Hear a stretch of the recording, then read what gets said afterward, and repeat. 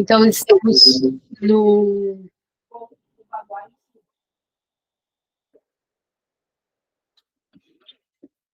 Vamos entrar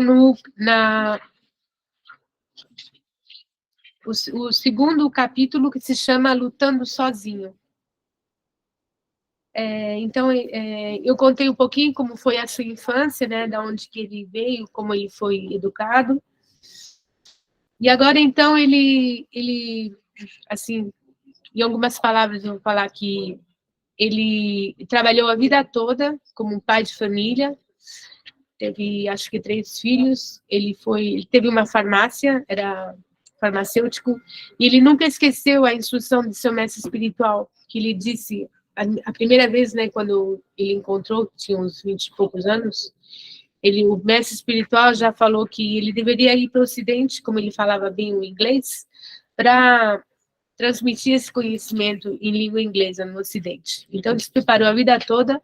Aos 60 anos, ele renunciou à vida de família, porque a esposa dele, na verdade, não era nada favorável, ele não queria cooperar com a missão que ele tinha, né, o ideal da vida dele. Então, ele deixou o trabalho, tudo, foi morar na cidade sagrada de Vrindavan, que é perto de Nova Delhi.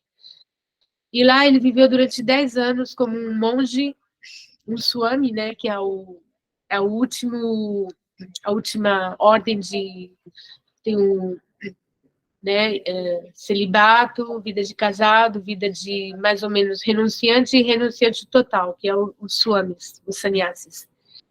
E ele se preparou a missão para ir no Ocidente. Ele traduziu alguns livros, ele começou a tradução da Bhagavad Gita, fez a Bhagavad Gita, começou a tradução do Srimad Bhagavatam, e o Chaitanya Charitamrita. E ele, então, ele procurou ajuda, e nenhum irmão espiritual dele, ninguém queria ajudá-lo, porque ninguém acreditava que ele pudesse ter sucesso no Ocidente, que se chamavam, os indianos chamavam os ocidentais de mlechas, que são comedores de carne, né? Comedores de cachorros. E ninguém acreditava nele. Então, ele teve que, sozinho, batalhar para conseguir vir ao Ocidente. E ele encontrou uma senhora em Bombay, que era a proprietária de uma companhia de navegação, e ele conseguiu, com muita luta, muito esforço, ele conseguiu que ela lhe deixasse um lugarzinho no próximo navio que sairia para Nova York naquele ano. Então, eu só vou ler aqui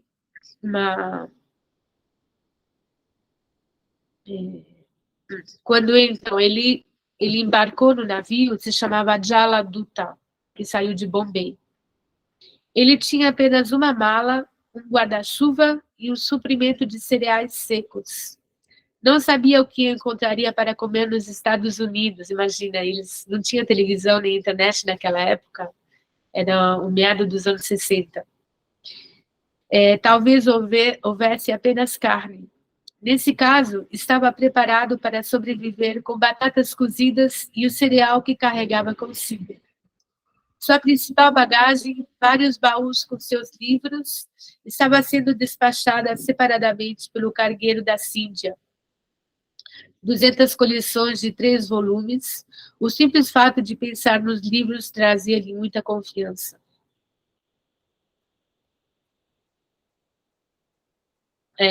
Então, ao chegar o dia de sua partida, necessitava dessa confiança.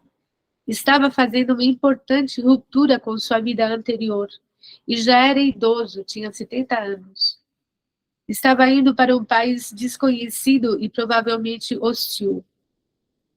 Uma coisa era ser pobre e desconhecido na Índia. Mesmo nesses dias de Kali Yuga, quando os líderes da Índia estavam rejeitando a cultura da Índia e imitando o Ocidente, mesmo assim era a Índia. Havia ainda resquícios da civilização védica. Fora capaz de ver milionários, governadores, o primeiro-ministro, bastando apresentar-se em suas portas e aguardar. O sannyasi era respeitado. O Srimad Bhagavatam era muito respeitado. No entanto, nos Estados Unidos seria diferente. Ele não seria ninguém, um simples estrangeiro. E não havia tradição alguma que cultuava os sábios. Os sábios são os sábios, né? Que vão de porta a porta mendigando por comida e transmitindo a sabedoria. Eles são muito respeitados. Eles até podem viajar de graça nos trens, nos ônibus. Eles têm uma, como é que se diz? Na administração política, eles têm um lugar. Nenhum templo, nenhum ashram gratuito. Mas quando ele pensava nos livros que estava trazendo, o conhecimento transcendental em inglês ganhava confiança. O Srimad Bhagavatam era a mensagem da paz e da boa vontade transmitida pela Índia. Bom, então agora eu vou para o próximo capítulo, que se chama Lutando Sozinho. Então, quando ele estava no navio, ele teve 2 ataques cardíacos, ele pensou que ele ia morrer. Porque 70 anos, na nossa época, hoje em dia, a gente diz, não é velho 70 anos. Nós temos muitas facilidades materiais, uma vida confortável, mas naquela época, 70 anos, depois de ter lutado uma vida sozinho, de trabalho, né, de educar os filhos e tal, e ele, ao mesmo tempo, trabalhava nas horas que sobravam, ele traduzia os livros, ele realmente já estava preparando a missão. Então, aos 70 anos, ele já estava bem desgastado. Então, ele teve um sonho no navio. Ele teve um sonho com Krishna. O Senhor Krishna, em suas muitas formas, remava um barco e disse a Bhaktivedanta Swami que ele não devia temer, mas devia seguir em frente. Bhaktivedanta Swami sentiu-se assegurado de que o Senhor Krishna iria protegê-lo, e os ataques violentos não voltaram a cometê-lo. E ele escreveu, então, um diário. Ele tinha um diário que ele escreveu, e tem uma carta muito linda. Eu vou ler a carta. Meu querido Senhor Krishna, és tão bondoso com esta alma inútil, mas não sei por que me trouxeste aqui. Agora podes fazer comigo tudo o que quiseres, mas imagino que tenhas algo a fazer aqui. Caso contrário, por que me trarias a este lugar terrível? A maioria da população daqui está coberta pelos modos materiais da ignorância e da paixão. Absortas na vida material, elas se consideram muito felizes e satisfeitas, e por isso não têm gosto pela mensagem transcendental de Vasudeva, Krishna. Não sei como serão capazes de compreendê-la, mas sei que tua misericórdia imotivada pode tornar tudo possível, porque és o místico mais hábil. Como é que elas compreenderão as doçuras do serviço devocional?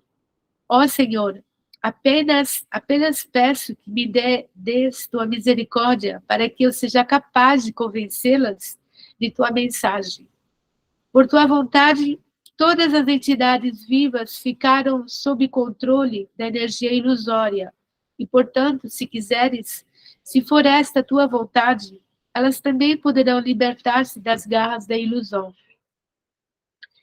Desejo que as libertes. Portanto, se desejas que elas se libertem, só então elas serão capazes de compreender tua mensagem. Como conseguirei fazê-las compreender essa mensagem da consciência de Krishna? Sou muito desafortunado, desqualificado e o mais caído. Por isso, busco obter tua bênção para que eu possa convencê-las. Sozinho, eu não tenho esse poder. Ó Senhor, de alguma forma, trouxeste-me aqui para falar a teu respeito. Agora, meu Senhor, cabe a ti fazer de mim um sucesso ou um fracasso, como quiseres. O mestre espiritual de todos os mundos, tudo o que posso fazer, ó mestre espiritual de todos os mundos, tudo o que posso fazer é repetir tua mensagem. Logo, se quiseres, podes fazer com que eu use uma linguagem que elas consigam compreender. Somente por tua misericórdia imotivada, minhas palavras se tornarão puras. Garanto que quando esta mensagem transcendental penetrar em seus corações, com certeza elas se sentirão alegres e assim se libertarão de todas as condições que produzem uma vida infeliz. Ó Senhor, sou apenas como uma marionete em tuas mãos. Assim, se me trouxeste aqui para dançar, então fazei-me dançar, ó Senhor, fazei-me dançar como bem quiseres. Não tenho devoção alguma, tampouco tenho algum conhecimento, mas tenho firme fé no santo nome de Krishna. Fui designado como Bhaktivedanta, e agora, se quiseres, podes satisfazer o verdadeiro significado de Bhaktivedanta.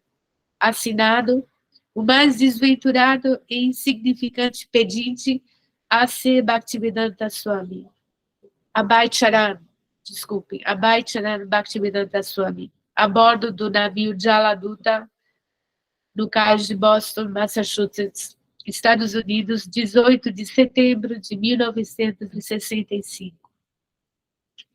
Então, ele escreveu essa carta a bordo do navio Jaladuta, quando estava ancorado no cais em Boston, em setembro de 1965.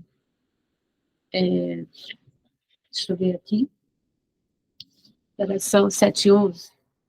Deixa eu ver. Só mais um parágrafo, tá? Aí eu paro. Então, ele foi... Quando ele já estava lá, ele teve um contato de uma pessoa só. E ele conseguiu, pouquinho a pouquinho, né? Assim, por contatos. Ele foi entrevistado por uma revista, por um fotógrafo, como é que chama? Um jornalista, e ele disse: minha missão é reviver nas pessoas a consciência de Deus. Deus é o Pai de todos os seres vivos, em milhares de diferentes formas, explica ele. A vida humana é uma fase de perfeição na evolução. Se não assimilamos a mensagem, voltamos a retroceder no processo. Bhaktivedanta vive como um monge, aí fala o jornalista, né? E não permite que mulher alguma toque em sua comida. Numa viagem transoceânica de 6 semanas e no apartamento dos Agarwals em Butler, ele prepara suas refeições numa panela de bronze, com níveis separados para cozinhar no vapor arroz e legumes e fazer pão, entre aspas, é o pão indiano chapati, simultaneamente. Ele é um vegetariano estrito, ele é permitido beber apenas leite, o alimento milagroso para bebês e idosos, observou ele. Se os americanos derem mais atenção à vida espiritual, serão muito mais felizes, diz ele. Então, vou parar por aqui e a gente continua na quinta-feira. Muito obrigado, Hare Krishna. Agora vamos continuar com a luz do parto, querida Kátia. Namastê, bom dia, buscadores. É tantas bênçãos. Oh, glória. E a gente ouve.